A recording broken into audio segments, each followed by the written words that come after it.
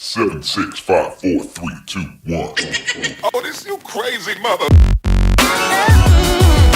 Hey, today I'm going to address an issue that has been on my mind since forever now. See, I love gaming and probably you love gaming too, but there is no denying the fact the mobile gaming is also a legitimate platform for gaming, but presently is the most vile, anti-consumer, and unethical platform when it comes to gaming as a whole. When it comes to PC and consoles, any wrong move by the developer never goes unnoticed. In fact, it is harshly received by the community, leading to some games dying before even launch. But for some reason in mobile, any semi-addictive game will earn devs enough money for a lifetime. The entirety of mobile gaming can be summed up in three categories. Same old games you've been seeing since ages, genuinely new and unique games which are few and far between, copies of those new and unique games. What's more sad is how perfectly microtransactions are integrated in even an otherwise great game. And by perfectly I mean the most exploitative cunt way possible. In the PC gaming community, people lose their shit even over a company filing a patent related to microtransactions like Activision, but in mobile we have companies using microtransaction which directly affect the gameplay for years and people aren't saying a word.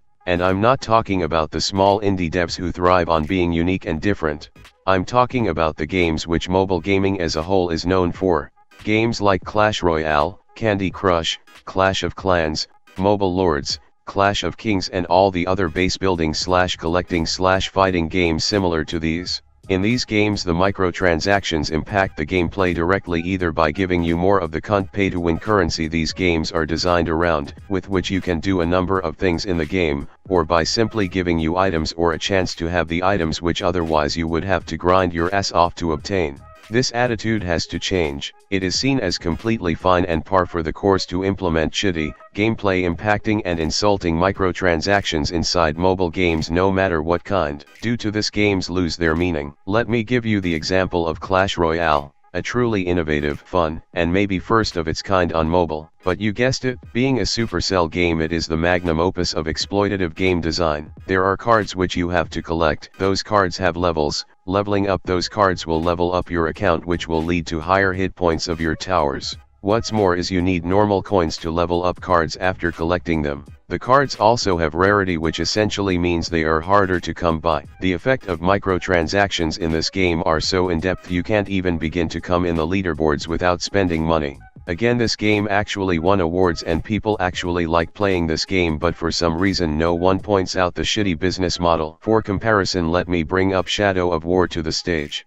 A game which many even refuse to give a chance despite it being a genuinely good play, just because you can skip the grind in the absolute end with real-world money. The trashy impact of this bullshit business model on mobile can also be found on gaming YouTube channels for kids that thrive on videos opening loot boxes and gemming, which expose young and vulnerable minds to a gambling mindset. Saying mobile does not have enough ways to earn money is not an argument. Mobile has a most potential as a platform of gaming, but serious players refuse to give it a try because of the trash plaguing it. Saying ads ruin the experience, so let whales afford the games for others is not an argument.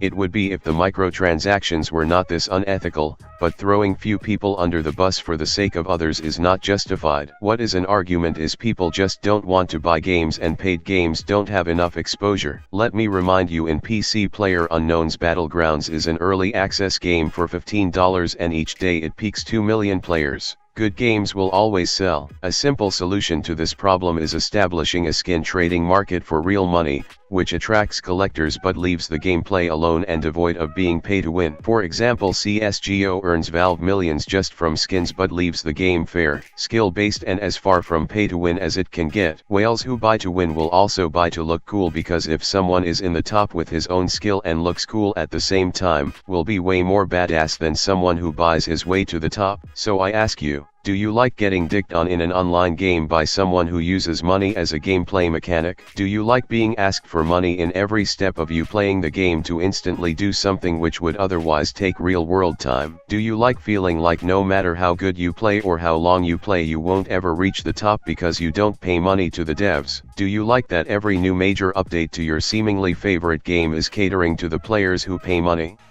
Absolutely fucking not. With that, I end this video. Remember to share this to your friends who are hooked to trashy games which insult their skill using a pay-to-win model, and leave your thoughts on this matter in the comment section below.